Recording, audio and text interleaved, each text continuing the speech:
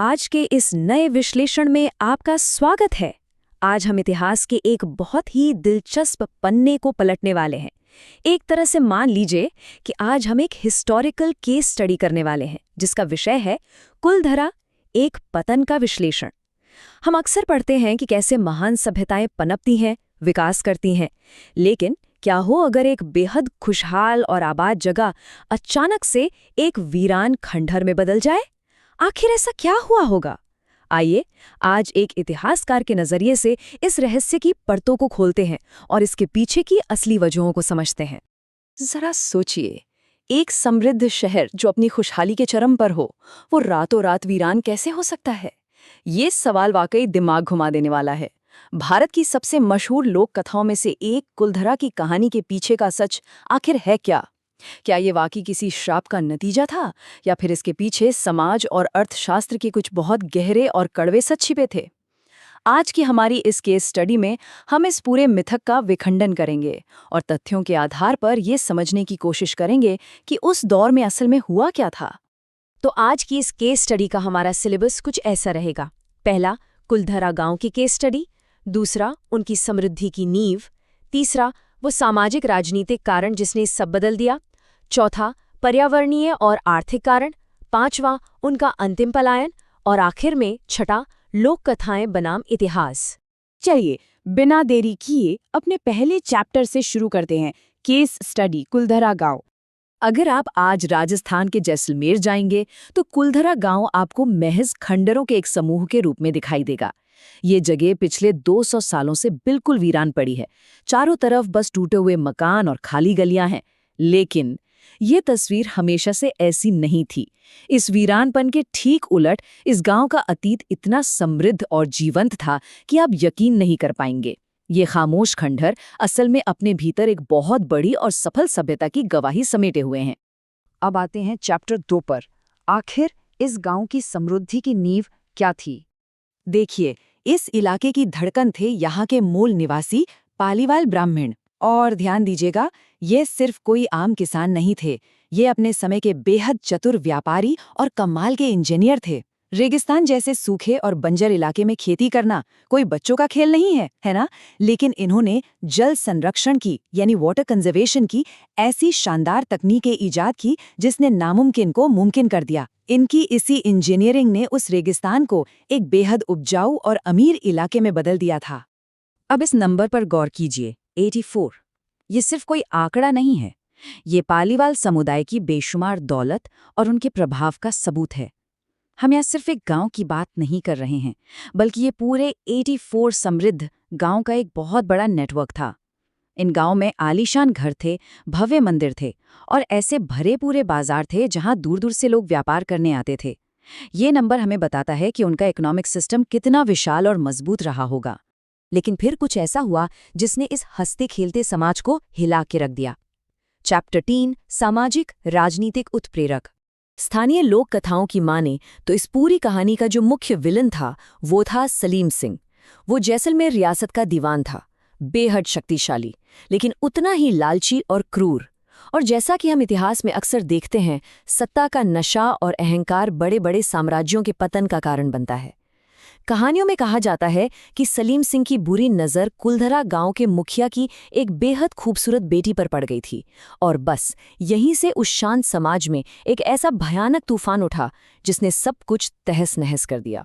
कहा जाता है कि उसने एक फरमान जारी किया, मुखिया की बेटी मुझे सौंप दो वरना पूरे गांव को तबाह कर दिया जाएगा। जरा इसकी गंभीरता को समझिए।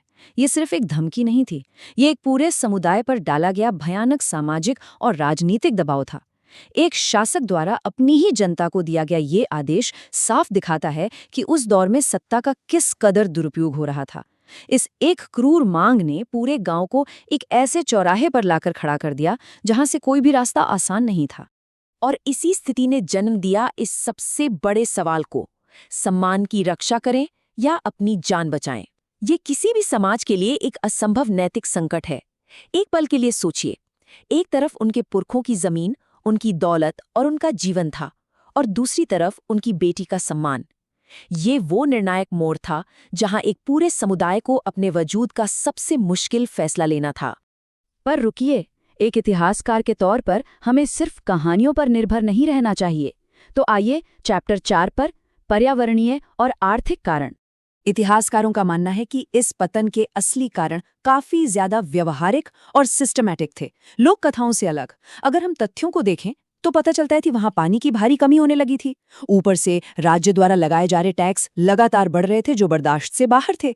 लंबे समय तक पड़ा सूखा और उससे पैदा हुआ गहरा आर्थिक संकट, ये वो असली वजहें थी। पालीवाल ब्राह्मणों की वो बेहतरीन इंजीनियरिंग तकनीकें भी शायद प्रकृति की मार और इन कठोर आर्थिक नीतियों के आगे घुटने टेकने लगी थी। ये अचानक नहीं हुआ, बल्कि एक समाज के धीरे धीरे खोखले होने की प्रक्रिया थी। तो फिर अंत में क्या हुआ, चलिए देखते हैं। चैप्टर 5, अंतिम पलायन।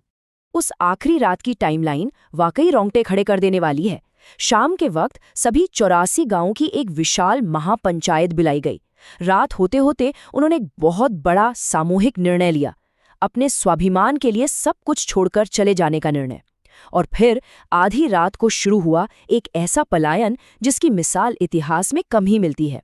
जरा सोचिए, सिर्फ चंद घंटों में अपने घर, खेत और पीढ़ियों की कमाई छोड़ के जाने के लिए कितने गजब के कोऑर्डिनेशन की जरूरत पड़ी होगी। ऊंटों की कतारें, मशालों की रोशनी, और अगली सुबह जब सूरज निकला तो 84 गांव का वो पूरा इलाका पूरी तरह से खाली और वीरान हो चुका था। जाते जाते उन गांव वालों ने एक ऐसा श्राप दिया जो आज भी इन खंडरों में गूंजता है। ये गांव कभी दोबारा नहीं बस पाएगा। ये कोई मामूली शब्द नहीं थे, इनमें उनका दुख, गुस्सा और गहरी पीड़ा छिपी थी। दिलचस्प बात यह है कि इसी श्राप की वजह से आज के समय में कुलधरा को एक हॉन्टेड या भूता जगह माना जाता है। आज भी वहां जाने वाले लोग अजीब आवाजें या परछाइयां महसूस करने का दावा करते हैं। खैर, सच जो भी हो, ये श्राप उस मनोवैज्ञानिक असर का हिस्सा जरूर बन गया है जो ये वीरान खंडहर आज भी लोगों के दिमाग पर डालते हैं। अब आते हैं अपने आखिरी चैप्टर पर, लोक कथाएं बनाम इतिहास। दोनों में क्या फर्क है? यहाँ हमारे सामने दो बिल्कुल अलग नैरेटिव हैं और दोनों की तुलना करना बहुत जरूरी है। एक तरफ है श्राप का सिद्धांत, जो कहता है कि एक क्रूर दीवान के डर से अचानक पलायन हुआ और आज वहां अलौकिक घटनाएं होती हैं।